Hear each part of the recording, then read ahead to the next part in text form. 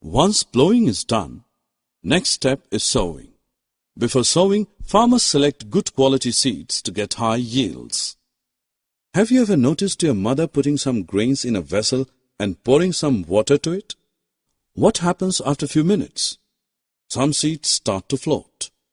What is the reason behind this?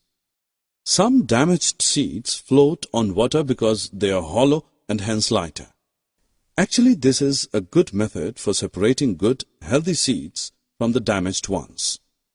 Now let us see what are the tools used for sowing seeds. Look at this farmer. He has a funnel-shaped tool for sowing seeds. Observe them closely.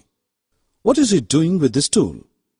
Yes, he is filling seeds into the funnel and passing them down through the sharp ends of the pipe to get them seeded in the soil. This is a traditional method and very easy. Nowadays, farmers use modern seed drills for sowing with the help of tractors. I'm sure you are wondering how this seed drill works.